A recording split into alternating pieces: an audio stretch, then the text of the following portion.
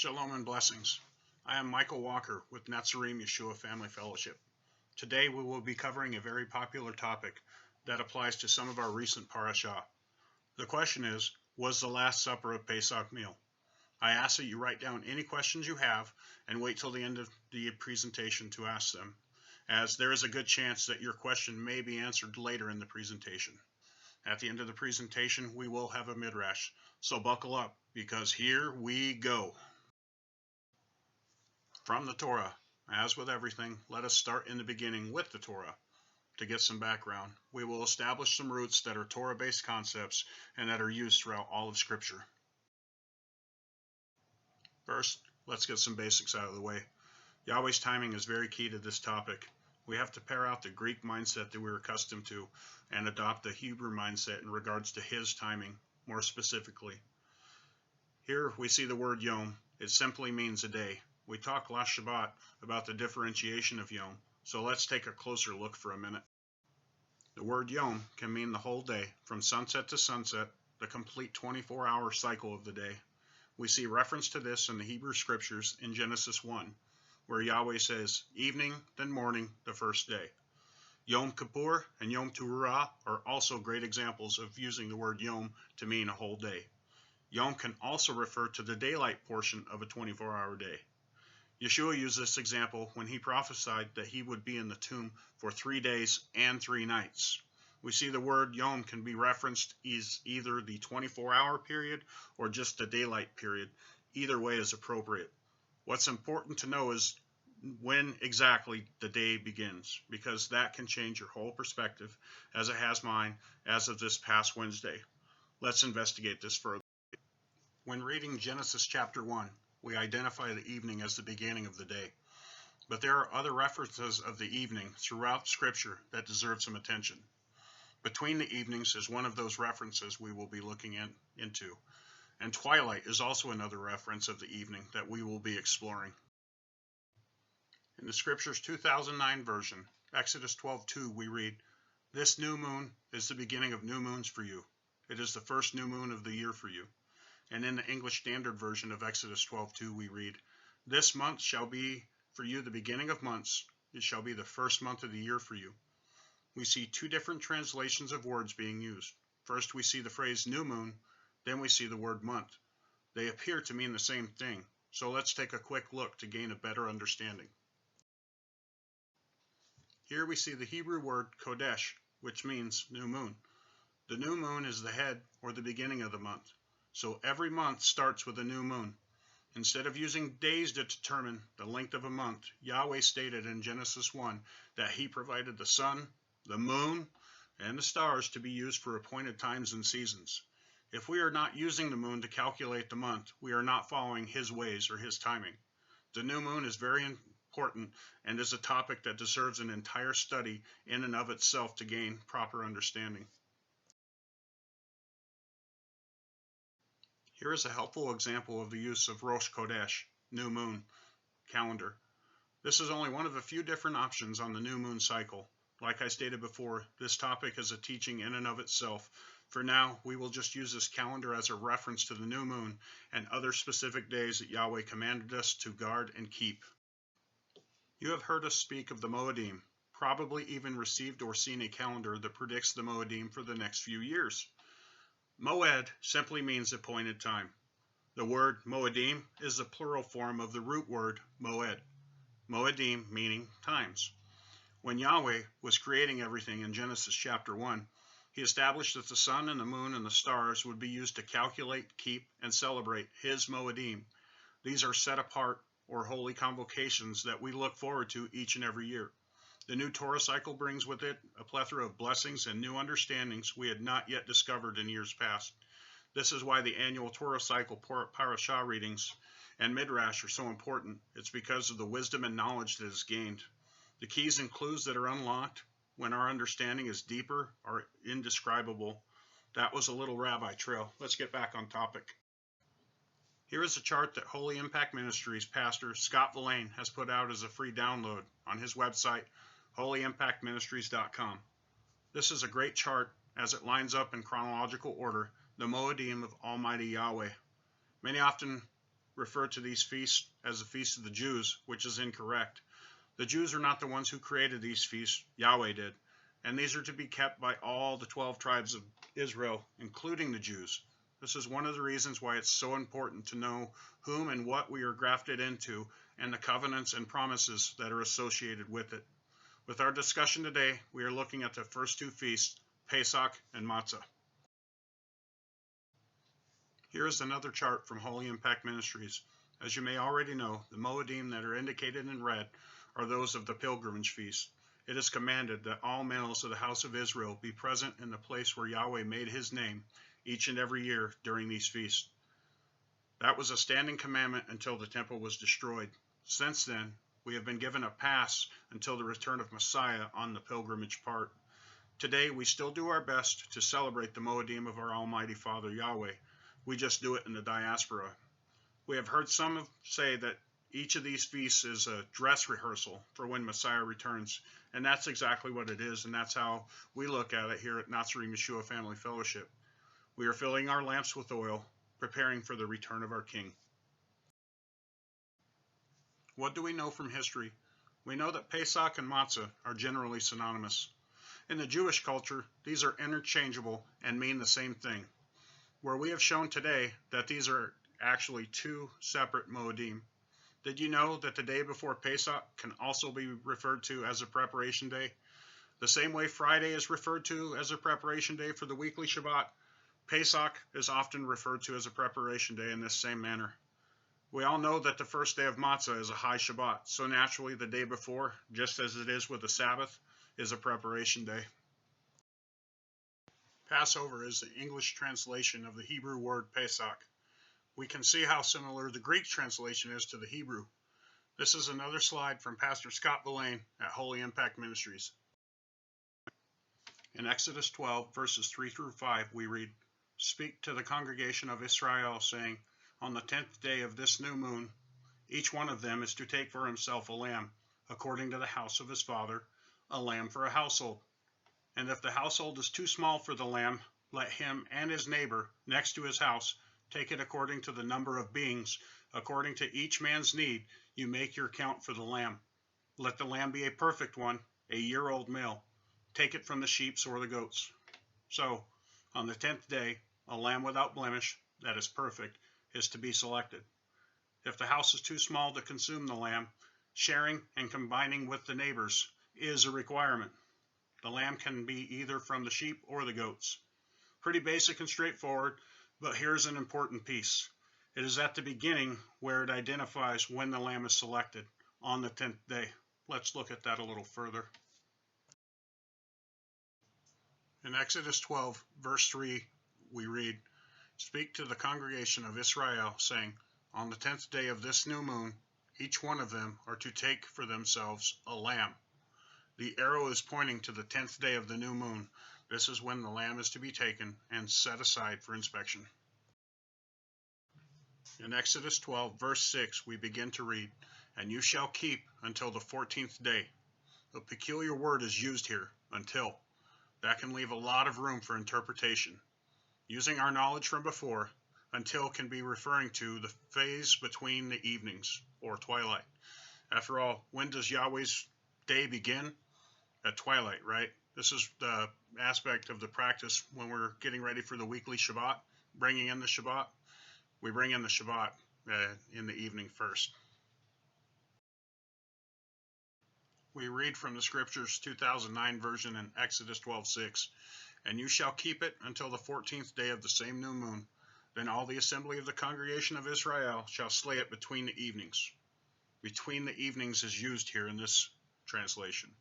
When we read from the English Standard Version, it says, "And you shall keep it until the 14th day of the month, when the whole assembly of the congregation of Israel shall kill their lambs at twilight."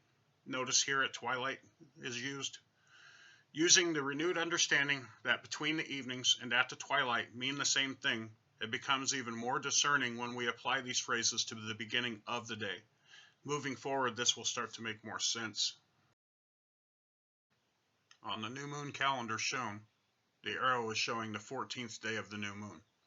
From the 10th to the 14th day is when we are to keep the lamb. Remember, The 14th day begins at twilight between the evenings. Here in Exodus 12, we have the instructions on how the Pesach meal was to be prepared and eaten.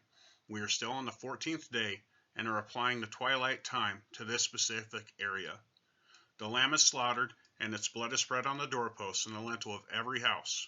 Then they are to roast the lamb in open fire, eating its flesh with bitter herbs and unleavened bread. They are to leave none of it until morning. They are to have their sandals on, their loins girded, and staff in hand. They are to eat it in haste, and we're about to see why. There is a point here that causes confusion with some, so let's address that real quick. Unleavened bread and bitter herbs are commanded to be eaten with the lamb. Automatically, people say this is to occur on the 15th day of the month, which is the first day of matzah. Trust me, I used to be one of those until recently, very recently. This command is given to be done on the 14th day. When did Yahweh pass over the house of the Israelites? We're about to find out. We read in Exodus 12, verses 12 and 13, "And I shall pass through the land of Mithraim on that night, and shall strike all the firstborn in the land of Mithraim, both man and beast. And on the mighty ones of Mithraim I shall execute judgment. I am Yahweh. And the blood shall be a sign for you on the houses where you are. And when I see the blood, I shall pass over you, and let the plague not come on you to destroy you when I strike the land of Mithraim." Did you catch and understand that? The Israelites had a very short time to do as Yahweh commanded before he passed over the land of Mithraim. Yahweh passed judgment on the night of the 14th, evening, then morning, the first day. This is how Yahweh's timing works, and this is why it's precise, and this is how we have to understand it. We continue reading in Exodus 12, starting in verse 14, and it states, "And this day shall become a remembrance to you, and you shall celebrate it as a festival to Yahweh throughout your generations. Celebrate it as a festival, an everlasting law. For 7 days you to eat matzah, but on the first day you must remove hametz from your houses. For whoever eats hametz from the first day until the 7th day, that soul will be cut off from Israel. And on the first day is a set-apart gathering, and on the 7th day you have a set-apart gathering. No work is to be done on them, only which is eaten by every being, that alone is prepared by you." Here we see Yahweh commanding that the 14th day be a memorial. The other command issued, and did you catch it, the separation of it? If you didn't, don't feel bad. Many others, myself included, didn't catch it at first. We're to have a day of remembrance followed by a festival celebration for 7 days. This is the likely place where the loose language originates from, meshing the two separate Moedim into one. We see that the first and the 7th day of Matzah are high Shabbats. No work is to be done. We also see that we are looking to remove hametz, leaven, on the first day of the festival. Look closely. We are commanded to remove it on the first day of the festival, and we are to eat matzah all 7 days of the festival. Within the Torah, there are more scriptures that identify when we are to keep the Moedim. We read in Leviticus 23, 5 through 8, "During the first month, on the 14th day of the month in the evening, is Yahweh's Passover. On the 15th day of the same month is the Feast of Matzah to Yahweh. For 7 days you are to eat matzah. On the first day you are to have a holy convocation and should do no regular work.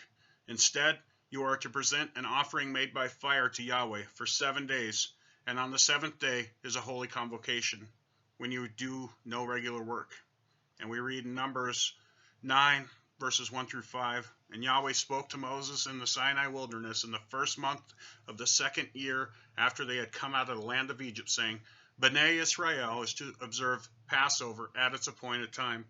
You are to celebrate it at its appointed time, at the twilight on the 14th day of the month, with all its rules and regulations." So Moshe told Bnei Israel to observe Passover.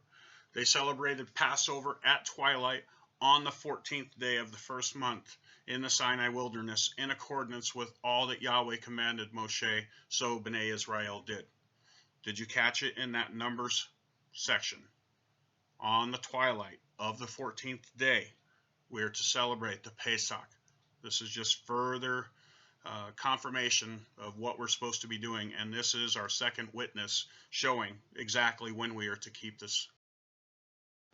When we read Leviticus 23, verse 5, In the first new moon, on the 14th day of the new moon, between the evenings, is the Pesach to Yahweh. There's that phrase again, between the evenings.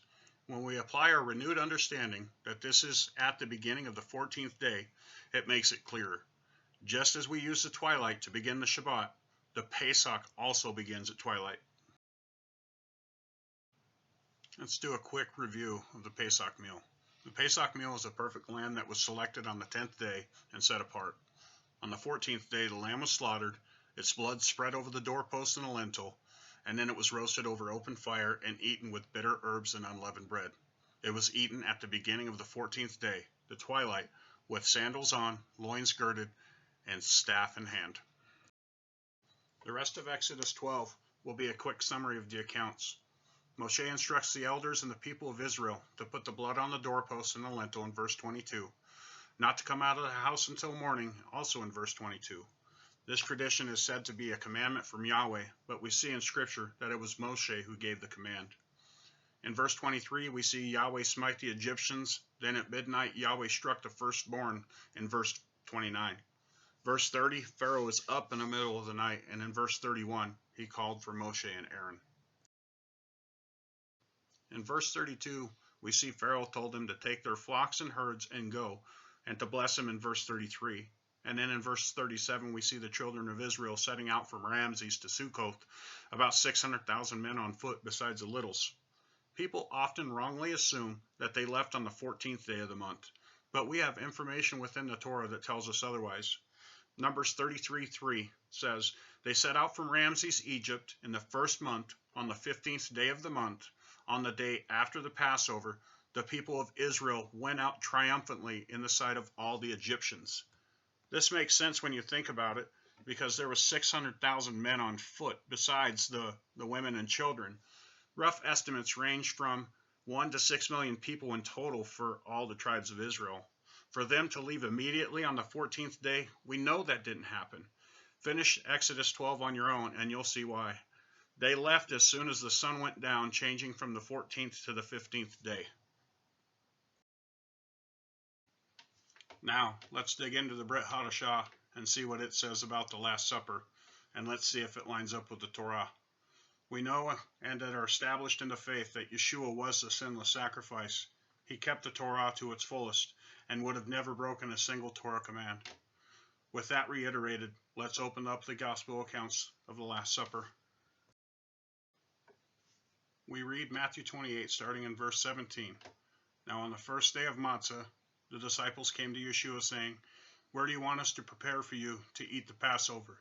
He said, go into the city to a certain man and tell him, the teacher says, my time is near. At your house I am to keep the Passover with my disciples. The disciples did as Yeshua ordered them and prepared the Passover. The issue here is the loose use of the terms that we talked about before. In verse 18, we see that they are preparing for the Passover. It had not yet occurred. Since it had not yet occurred, how could it be the first day of Matzah identified in verse 17? Unless the translators are using that loose language again, associating Pesach and Matzah as one. This can be confusing without study, especially if we're looking at it from a Greek mindset instead of a Hebraic one.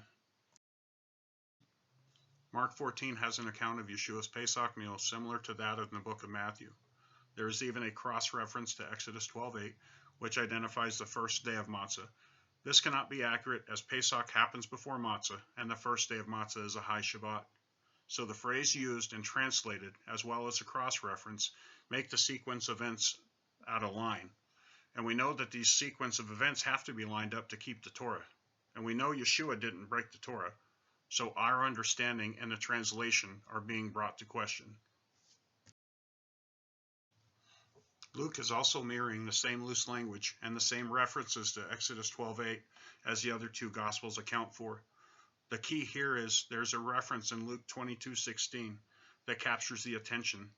Some manuscripts say, never eat it again, speaking of the Pesach. Yeshua and his disciples ate the Passover meal. You heard that right. They ate the Pesach at the twilight of the 14th day, ushering in the 14th day. Yahshua was Torah observant and without sin. We all agree on that. He kept the Pesach perfectly, just as everything else he did. It was perfect. So there is much more that can be said, so I'm going to keep it brief so we can get into the discussion about this topic. As some of you are maybe looking at me funny due to the conversation we had last week, we'll get to that in just a minute. We know through the gospel accounts that on the 14th, at about the 9th hour of daylight, Yahshua gave up his spirit and was dead. Since the preparation day was at hand, he had to be taken down and put in the tomb before sunset. The preparation day was a high Shabbat, the first day of unleavened bread. We know that Joseph of Arimathea and Nicodemus were instrumental in making this happen, as Pilate had to be asked for permission to bring Yahshua down. We know that the Jews wanted to remain ritually clean to eat a meal on the twilight of the 15th, which they called the Pesach meal. This is now a known tradition that has convoluted the entire Pesach account, that is, until now. We know that keeping the Pesach on the wrong day breaks the Torah. We know Yahshua was not guilty of that. That only leaves mankind to be liable of that guilt. We know Yahshua kept the Pesach with his disciples before he suffered. He then took the time to institute some final instructions with his disciples, as well as washing their feet. In doing this task, the foot washing, he set the example of how to be a servant leader. It's an important piece to the Pesach observance. That being said, we here at Natzarim Yahshua Family Fellowship also shall keep the Pesach before he suffered. Our day of celebration aligns with this perfectly, and we will be eating the meal at twilight at the beginning of the 14th day of the first month of our Father Yahweh. We know that on the 18th day of the first month is first fruits. Yahshua was the first fruit of the harvest. This is a time that is verified when the stone was rolled away and the tomb was empty. He had risen and he had conquered death. He is our Pesach sacrifice. I know there are questions, but before we get to that, I must admit that over the last week, I've changed my position a time or two. I've even spoken with a few of you on an opposing view which I brought forth. I seek your forgiveness for misleading you. This week's information that was shared with me convicted me to change my opinion. When we usher in the Shabbat, when do we do that? Erev Shabbat, correct? Why would we not do that every other day of the week, and including the times of the Moedim and the festivals? It only made sense to me this week, and after years of promoting the opposite side, I was humbled and have changed my position. We must be humble enough to accept correction with gratitude and graciousness. I am thankful that I have had the open heart and the open mind so Abba Yahweh can mold me into the form that he wants me to be. Thank you for your time. Now let's get to those questions and comments.